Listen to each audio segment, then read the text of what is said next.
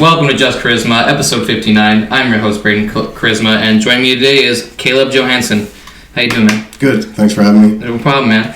Some of you might know him as Joe Lifterson. What is that? Yeah. Well, Caleb Johanson is kind of more just me, my day-to-day, my personal side, the side that I don't typically let people into. Joe Lifterson, he's a bit of an ass. He's my online persona. He just doesn't really care. I do try to avoid the racism and the children jokes. I stay away from that. But everything else is pretty much fair game. So okay, that's fair. Yeah. I see a lot of the memes you post, and they're super funny. So. Yeah, get a little bit offensive, but that's always the good stuff. Yeah, that's right. So Caleb, he does a lot. He started powerlifting, and then he transitioned himself when he thought it was right to go to classic physique competing. Right. So why don't we talk about how you got into powerlifting to start? Well, to start, it was actually out of some kind of terrible circumstances. I'd always been into fitness, and I was into mixed martial arts, mostly kickboxing and wrestling.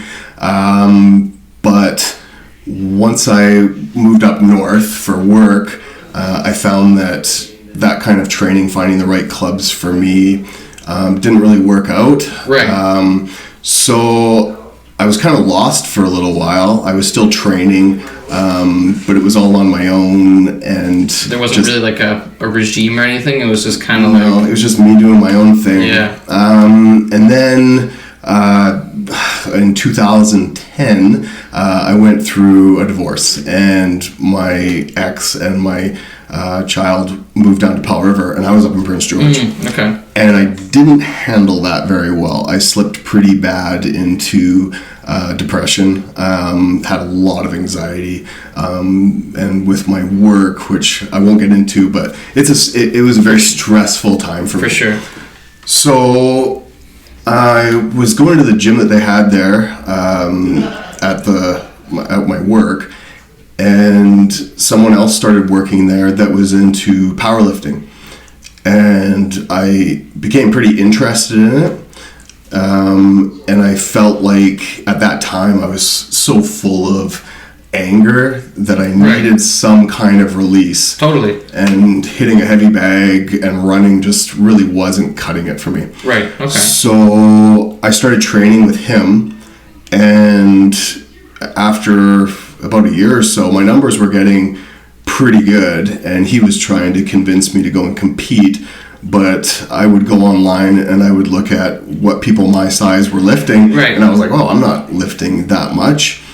And so that was my excuse for not doing it. Okay. So then it was kind of explained to me that those people that you see online that are on YouTube. Oh yeah, like the ones that are just like Larry Wheels. Yeah, exactly. Yeah. That's like the 0.0001%. Totally. And the rest of us are kind of down here. Yeah, it's more like level playing field. Right. Totally. So I decided that I would do my first competition finally in 2016. So by that time, I'd actually already moved down to Nanaimo.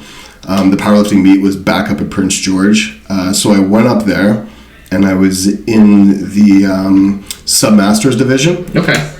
And I was competing in the Canadian Powerlifting Federation. And in my first meet, I set the record for squat, bench, and deadlift. That's awesome. In the Federation. For my class. Yeah. And so, of course, that's pretty exciting. Of course, yeah. So then I immediately started getting ready for my next meet. Yeah. And so that was up in Prince George. So I went up there, and when I competed in that one again in the Sub-Masters division, I set the all-time Canadian Sub-Masters bench press record across all federations. Oh, wow. I set a new squat record for the Sub-Masters and a new deadlift record for the Sub-Masters. Back-to-back crushing. Yeah. So things were going really well. And then I got invited to a powerlifting meet out in Ottawa. Was it like nationals? No, it was just an invitational, and there was actually going to be cash prizes for the winners. So I was super excited. My training was going really, really well. And then in the last couple of weeks, I felt a bit of a tweak in my left quad. And I was panicking. I was doing everything I could to heal it up before, because I'd already paid for everything. Yeah, like everything's paid for. Everything was paid for. So I was going to Ottawa. Didn't matter. Yeah. So I the whole thing just went so horribly.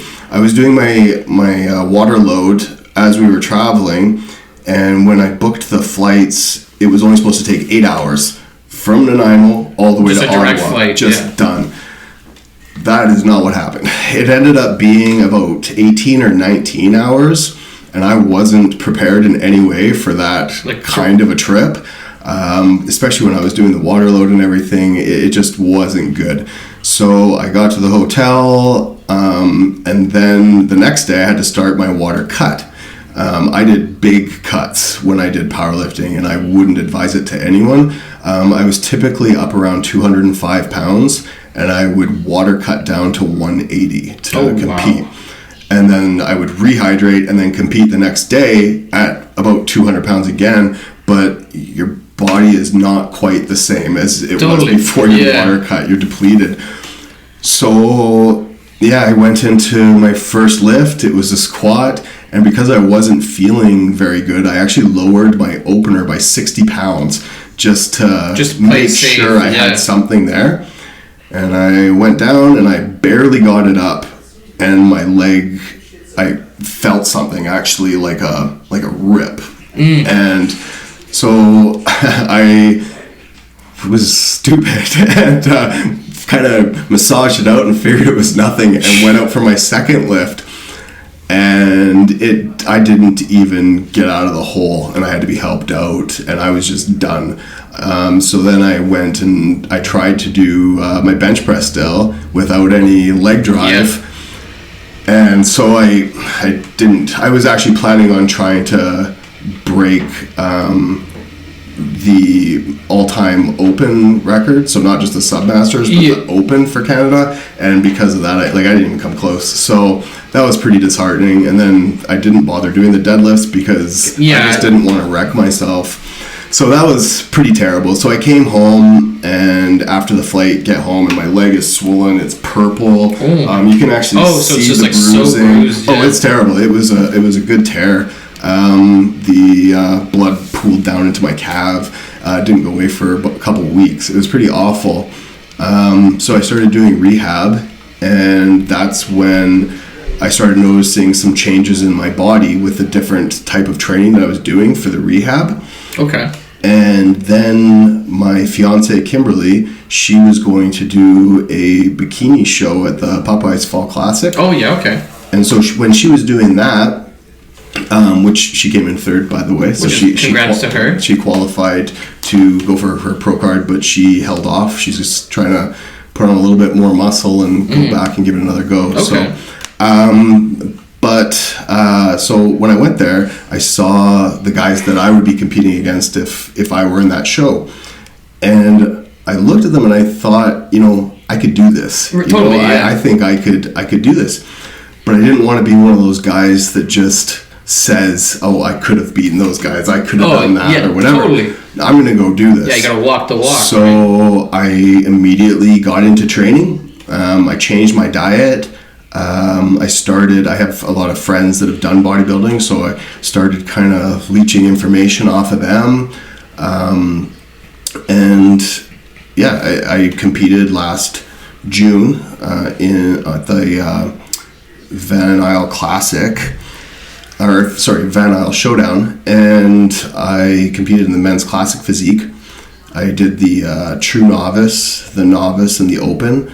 I finished third in the True Novice, which was odd, but I'm new to the sport, so I didn't argue. But I had a few pretty recognizable people in the community come and tell me afterwards that they thought that was kind of ridiculous. Totally. But I wasn't going to let it bother me.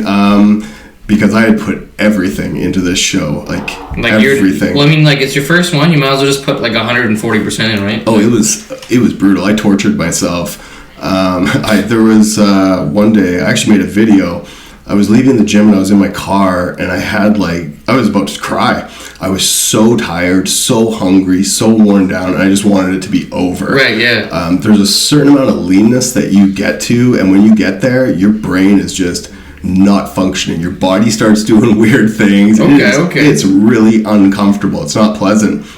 But that's when you know that you're where you need to be, which is interesting.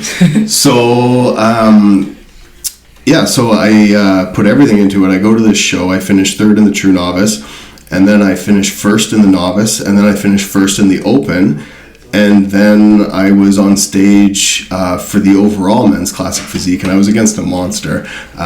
He was a big guy. He's had a lot of shows, a lot of experience, and I think that my physique was definitely right with his. I think I was on par, but when I watched videos afterwards of the show, hands down, his posing was just like top notch. Fair enough. And my posing was more of a bodybuilding style of posing and less Men's Classic Physique.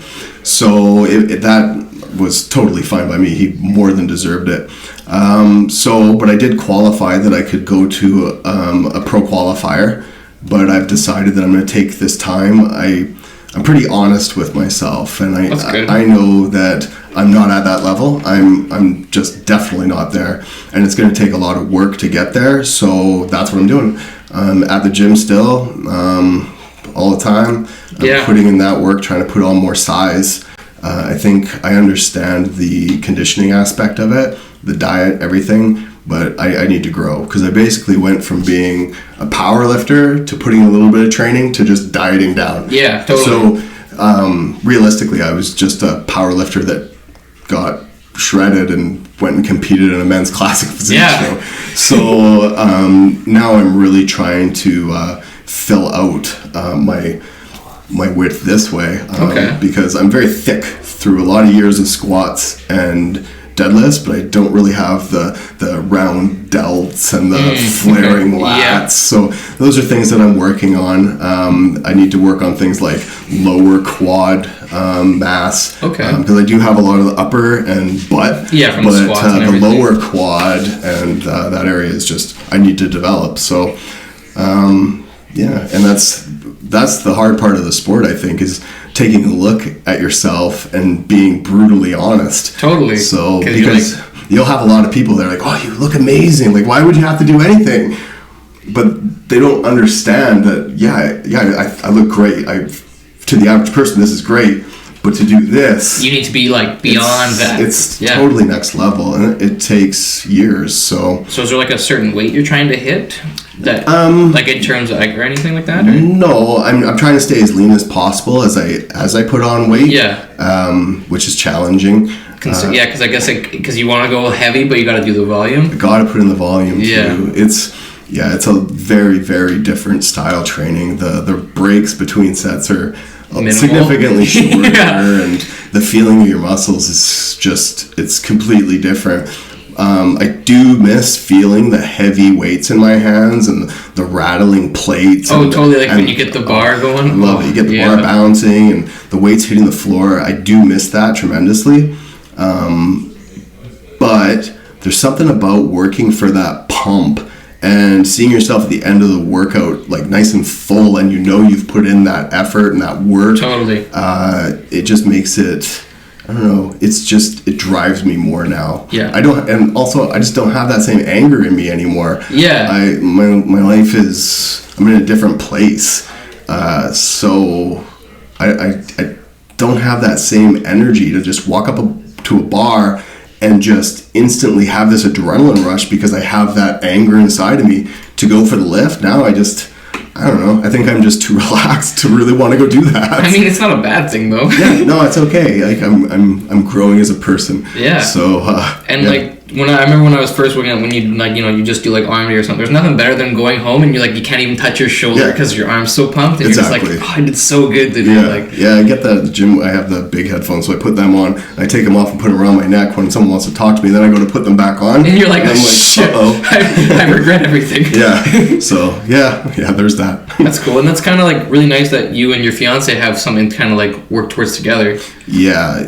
I could not have done my show without her, because she had just done hers, so she knew what to expect. And she helped me out with cooking, and she kept me motivated, and she really got me there. And I think to be successful, it really, really helps to have that support. Oh, absolutely. Because when you're doing your prep, you turn into this horrible person. You just do. It's just what happens. The reality. Yeah. I definitely was moody and just non-existent.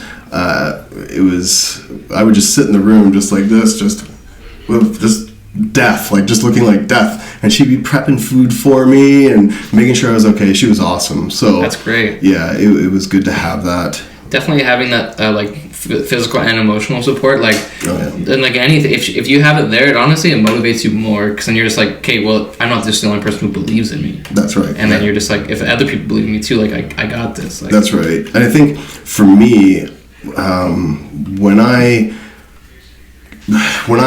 tell my daughter, especially, that I'm going to do something, I absolutely have to do it, because there's no excuses. No, because you don't want to let her down. That's right. Role model, and you have to show them the way. Totally. Hard work pays off, but you have to put in that work. So, and my daughter saw me going through the process as well, and she was happy when it was over too. She was super proud of me. Of course, But she was glad it was over. So you really have to have your finances in order and your life in order before you really think about doing a lot of shows. Because if you're not doing well in your life and you try doing something like that, you're gonna half-ass commit, because your priorities will be focused on other things, right? That's right. You'll only be able to put 75% effort in. So you only get the 75% result. Yeah, so at best you get between 3rd and 5th, right? Instead of when you put 100 and you can really strive for that first place. That's right. So that's cool. Yeah. So then, comparing between the two, like the competitions that you used to, how do they aside from how they differ, how do they make you feel in comparison, like after competing heavy and then competing? I'm a really emotional guy, so after both shows, I was pretty emotional, stepping on a platform and stepping on the stage. Yeah.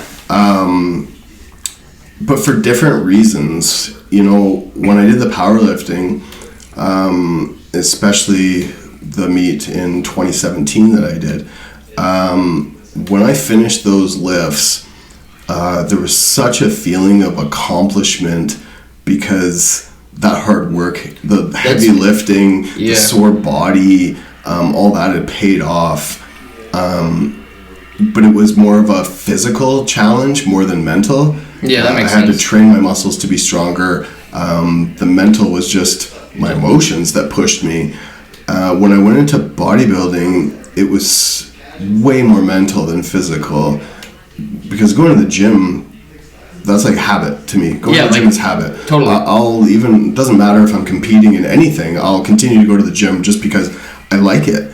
So that wasn't the problem. The problem was that depletion, the diet, and continuing to push yourself and continuing to drop those calories and continuing to up the cardio.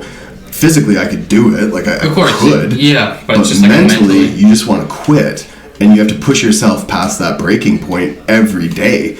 And it's tough. So when that was over, it was more of a sense of relief that I had accomplished it. That I set out to, that was my goal. I set out to complete that, and I did. And once it was done, it just felt like a huge release off of my shoulders. I was just... and then, of course, when you start eating again, it's like your brain opens up and you can see clearly. It was actually amazing. It's euphoric. About like 2 days after, you just have this feeling like you're just floating on air. You feel amazing. Wow. Yeah, it's really, really a trip, actually. Where I didn't really have that from the powerlifting, like that much of a emotional feel to it. Right. I felt that accomplishment. And then it was like the next day it was carried on. I was done. I think I competed on the Saturday. I flew home on the Sunday, and I was back to the gym on the Monday. Yeah. Training again, because I don't know. Like, what else are you going to do? Yeah, right? that's just what I do. Yeah. Whereas with the bodybuilding, I finished the show, and I gave myself about 10 days where I didn't really do much. I just let my body kind of recover. Okay. And then I went back to the gym, and even then I had to go super light because every exercise it felt like my muscles were just going to tear, like they were paper. Oh, yeah. And so I really had to keep myself in check so that I didn't re-injure myself or something silly. Excuse me. So, yeah.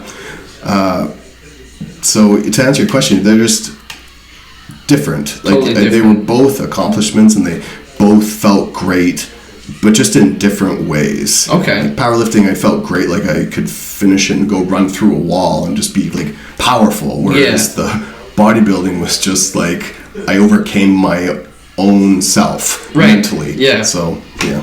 Which is cool because it's totally two different like states of like accomplishment. Totally two like one being totally mental, one being still mental but mostly physical. Like that's a very like. And you get like it's nice to experience both because then it's just I don't know, I feel like that would just develop you as a person just like that much more. Oh, for sure. I mean, when I was in powerlifting, I mocked bodybuilders because it's like all show no go. Yeah. And in a sense that's true because I'm nowhere near as strong as I was, but my body composition is definitely more appealing to the eye. I was pretty soft looking at the exact same weight I was. Yeah, then, right? Yeah, I mean, like my roommate Dylan, like big guy, super strong, but soft to the touch. Where where if I were to poke your bicep or something, it'd be like my finger's gonna break. It's just so strong. Right? Yeah, it's different. Yeah, totally different. But I mean, I was way stronger as a powerlifter, obviously, because that's what I was training for. Exactly, specializing in it. Yeah, exactly. So yeah, whatever you're training for, I don't know. Just kind of go with that. Let it be. Yeah. If you're bodybuilding, stick to the lighter weights, guys. Just do it. Just do it. So that's really cool. So Caleb, this is the part of the show called the motivational moment. Okay. So how would you describe your passion? So I just want to share a quote actually that pretty much speaks directly to what I've been through and what my mindset is. Success is not final. Failure is not fatal. It is the courage to continue that counts. So don't be one of those people that sits back and thinks I could do that or I wish I could do that and then not go out and do like it. at least try. Just it's not going to kill you to try, but you're going to live with regrets if you don't. Totally. And I think that's more painful to people than anything, is getting older and looking back on your life and thinking I could have or I should have, instead of I did. And from what I've been through, people might forget, and that's fine, but I'm always going to have those medals, and I'm going to have the memories, and I'm going to have the pictures and all that kind of stuff to take with me. So when I have my grandchildren, or when my daughter gets older and wants to look more into it, I have those things. Absolutely. And I can share those memories with them. And that's important to me. More of just being remembered by people for accomplishments. I don't know. Yeah, especially like when you want people to realize that, remember that you were a go-getter. Like you were like, I want to try this, and you went for it. Mm-hmm. And like, if you fail, that's honestly, failing is great. Yep. Like, I don't know if you watch Gary Vee at all or anything like that. I don't know. No, but like, failing is great because if anything, you learn from it, and then next time you go at it, you're gonna be better than you were last time, right? Absolutely. Yeah. And like, then no one can say that you, or even, at least yourself being the most hard on yourself, can say you should have tried it or should have done it. Absolutely. I just I have so much respect for the people that I see every day at the gym, putting in the work, and you don't have to go to the gym. That doesn't have to be but a it's thing. It is. You notice it there because you're there. That's right. But whatever you do in your life, but put in that 100%. I don't care if you're collecting rocks. Yeah, like go collect the coolest rocks on earth. You know, put yourself out there, take some chances. Yeah.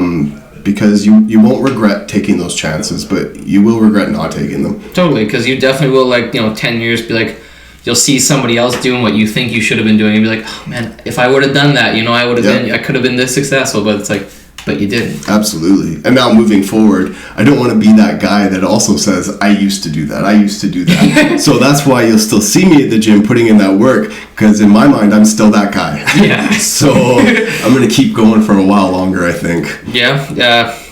Out of curiosity, so yeah, like you'd probably be at the gym till what? You can't do it anymore, right? Until I die. Yeah. If I agree. If Kimberly will let me, I'll be going there on my walker when I get older. So it's just, that's just what I do. That's the social aspect of my life. It's my passion. It's my hobby. It's all those things, and I'm lucky to have that, because a lot of people don't have that hobby that they have, that they're so passionate about. No, like a lot of people just sit at home watching Netflix. That's right. And find something to be passionate about. It changes your life. It really does. Like honestly, like if I didn't try this, I probably would be still thinking, I should do this. And then if I started doing it now, I'd be like, why didn't I start this sooner? Yeah, absolutely. And I'd be pissed. But like at least I'm starting now. But that's right. Practice. Exactly.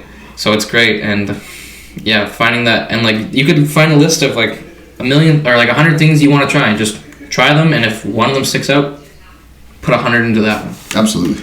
And like that's always like, which especially for you, it's a good case, because you're showing your daughter, like, you gotta not be afraid, grab life by the balls or the horns or however you want to describe it to her, and just go for it. Yeah, absolutely. That's awesome. So I appreciate you sharing the motivational moment. Yeah. I was actually curious, when you were breaking the records, what weights were you setting?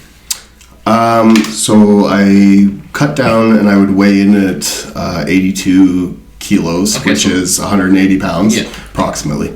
I had to be under the 82 kilo mark to like be competing in that class. To be competing in that class.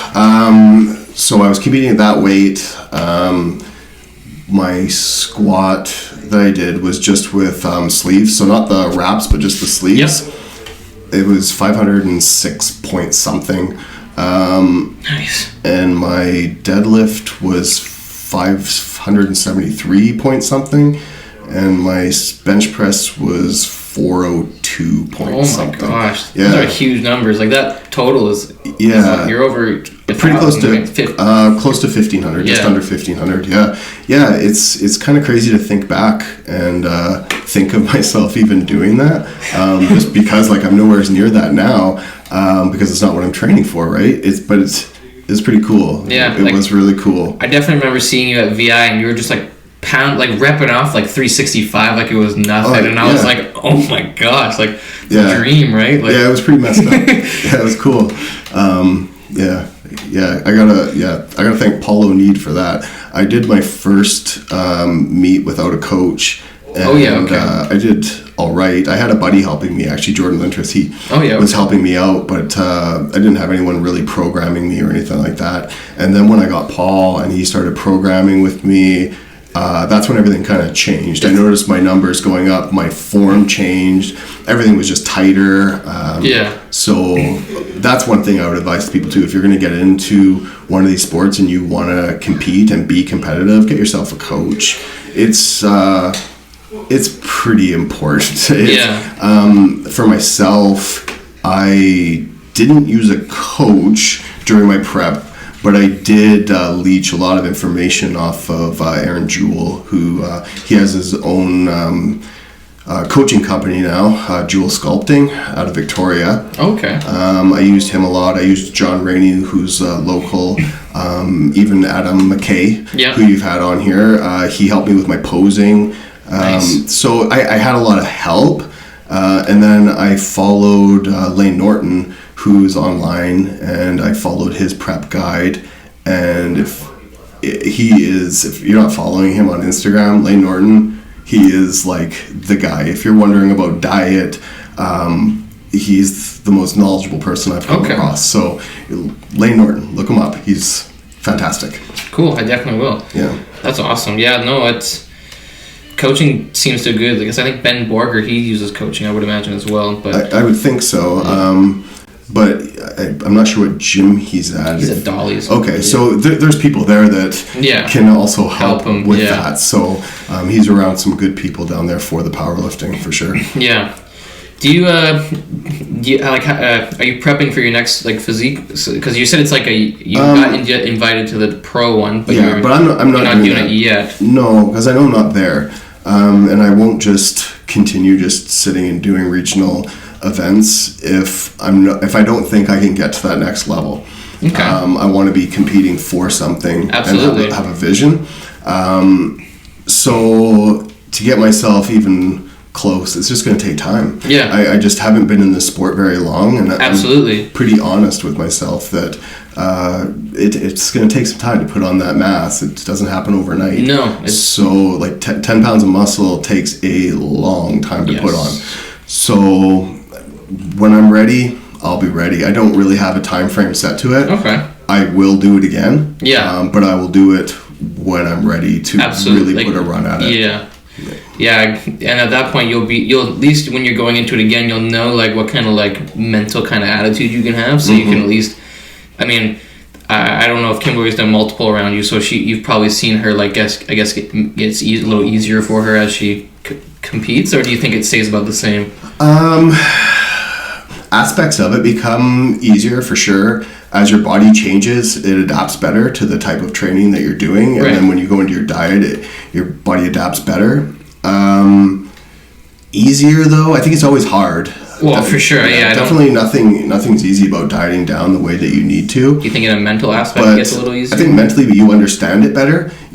You know what you're going to go through, so you can kind of prepare yourself for it better. Right, yeah. Whereas the first few times, probably you don't know. Yeah, right?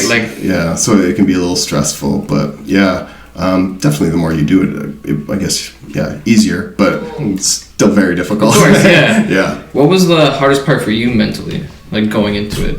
Was it just like the dieting? Was it just... well, getting up in front of a few hundred people in some really little shorts was a little bit of a daunting thought, for sure, yeah. I mean, I'd been up in front of, people like 100 people wearing a singlet, but there's something pretty different about wearing a singlet and wearing a tiny little piece of cloth over your junk. So, there was that, which actually turned out to not be a fear at all. I had no anxiety when I went out. The lights are so bright that when you go out there, you can't see the crowd anyways. Oh, perfect. So it's like you're just walking into a room and there's bright lights. Cool. You can hear it, but your music is playing too. So. Oh, do you wear headphones when you're? No. You choose music. So you do a 1 minute routine, and then so your music's playing. So to me, it felt like just in my living room when I was going over my posing routine over and over and over again, just with brighter lights. Yeah, totally. Yeah. And what are your thoughts on like being orange, I guess? Or bronze, or however you want to describe it. Unfortunately, it's something that you just have to do. Your muscles show better. Yeah, so I know. It makes sense why they do it. Yeah, I mean, having that color, that didn't bother me. I think the most difficult part about the spray tan is making sure the sock doesn't fall off your junk when you're getting sprayed.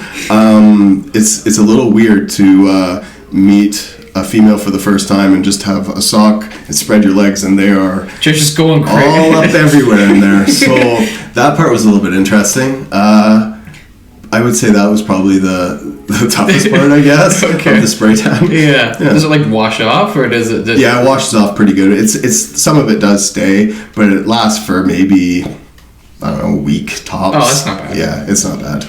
I've always like wondered about it because like I see like people competing like yourself, and it's just like, man, like it's like orange, but like it's orange in the lights, but I'm sure it's more tan, like, or is it just pretty orange? Yeah, it's not my ideal color, but like I said, everyone's got that same coloring. Of course, yeah. So tone, and so you kind of you just have to do it. If I went out there just pale white northern Scandinavian, that's not going to look so good. No, absolutely not. It's just, I mean, like you'll be like, yeah, this guy looks jacked, but then there won't be like, that leg like muscle striation on every. Why is he so white? Yeah, exactly. Sticks out like sore thumb, but like not in a good way. That's right. Yeah. That's awesome. Yeah. So I guess any tips for anyone going into it? Stay consistent. Be dedicated to it. realize that you're going to have to make a lot of sacrifices to make it happen. But know that if you do those things and give 100%, that the feeling of accomplishment you'll get once you get there is totally worth it. Nice. I do have to ask, how was that post-meal after the competition? Oh, it was good. It was real good. We went out. Well, it's not even the post-meal. That the whole 24 hours there is kind of interesting. So you deplete yourself. You stop drinking water. Yeah. But you go out late at night and you actually have this really huge meal. So we actually went to the Keg and I got a steak and fries and had cheesecake and then had some donuts later on. And then I went to bed, woke up the next morning, and my body had just filled out. Like, it was really weird, but I was dry because I hadn't drank any water. Yeah. And then I had Kimberly, actually, she's such an angel. She went out and brought me breakfast. She brought pancakes and syrup and eggs and all this stuff. So she went out, I woke up, I was getting ready, my breakfast comes in. So I sat down, ate that, and I felt horrible. I felt like I had a belly. I was so scared. Had to be there at 10 and it was about probably 8 o'clock. So I actually messaged Aaron Jewell and I said, man, I'm feeling bloated. I don't know what's wrong with my stomach. So I sent him a picture and he told me first off from the picture that I was being ridiculous. And he said, if you feel that way, drink a coffee. I don't drink coffee, right? Right. He was like, go drink a coffee and let me know how you feel in about 45 minutes. I'm like, the heck's he talking about? So I'm like, okay, whatever. So I get this black coffee and it's disgusting, so right? I'm sipping that back and I get it down. I'm like, now I just feel like gross. And then about 30 minutes later, magic happened. Oh yeah? I went to the bathroom and everything was better. So nice. So there was a lot of eating and a lot of just being kind of uncomfortable. And then after the morning show, I went to Fat Burger and I had a burger and more fries, and I was allowed to drink a Coke Zero. So that was really nice. No doubt. And I went back for the nighttime show. So by the time that ended, I was so exhausted, and I was so used to eating like just plain rice and chicken and all these really bland things that the eating I had done just in that period of time kind of had me a little bit wheezy. So I had a little bit of pizza and I think I had some treats or something. I actually went to bed feeling horrible because I'd eaten so much. And then, interestingly, this is something that I didn't know about either. After the show that night, I did all my eating. I woke up about 2 a.m. and I ate all this food, but I didn't hydrate very well. Oh, yeah. So I woke up and my arms were cramped up like this. My hamstrings were cramped, so my legs were tucked back and I was shaking. It's like my body was in shock and I was like, oh man. And because my brain wasn't working, I looked over and Kimberly was sleeping and I was like, I better not wake her up. She looks tired. So I'm sitting there and I'm like, I think I might have to go to the hospital. And luckily I always sleep with one of these beside me. So I was able to roll over and kind of squeeze it and get some sips in. And then I just fell asleep. And then when I woke up in the morning, I just felt sore. Because your bodily muscles were just like so tight. Well, like I'd been beaten up. It felt like I'd been in a boxing match, but they punched me everywhere. It was terrible. But then about 2 days later, that's when I really started enjoying food again. And I went for burgers. Burgers was my big thing at that time. They're so good. Yeah. And before I was never into burgers, so bodybuilding turned me into a big burger eater. Nice. Yeah. How does it feel to go like so long without water? Well, I had done it before through the water cutting and powerlifting. Oh yeah, I guess so. Yeah. And that water cuts actually was way harder. This one was not so bad because I was still eating, and but with the powerlifting, I started my water cut at about 2 o'clock the day before. And so I wouldn't drink any water. I might chew a couple ice cubes. And I also only ate maybe like some leafy greens. So I was pretty hungry too. And then I would go to bed starving, not get a good sleep. Yeah. Wake up at about 5 in the morning and then run really hot bath with Epsom salts and just do like 20 minutes in, 20 minutes out wrapped in towels until I lost all the weight. And it was that was hard. That was No doubt. really, really hard. So when I had to do that for the bodybuilding, that was nothing. It was way easier. Yeah, because you kind of had an idea of what to expect. Yeah. And, like, you know, it's just, It was like water cutting, but without the horrible baths. Yeah, totally. So it was quite easy. That's awesome, man. Yeah. I just wanted to thank you, Caleb, for coming on the show. Well, thanks for having me. I appreciate it. Where can the people find you? I'm on Instagram at Caleb_Joe Lifterson_Johanson. So I combine kind of my both sides. Both personas. In there. Yeah. And then if you want to go follow me on Facebook, it's Joe Lifterson. But if you're easily offended, just probably don't. Just don't. Totally. Thank you. You can find me at Just Koryzma on anything. And make sure you check out the rest of the podcast on Spotify, iTunes, and Google Play. Check out the other shows. And we'll see you guys next time. Thank you.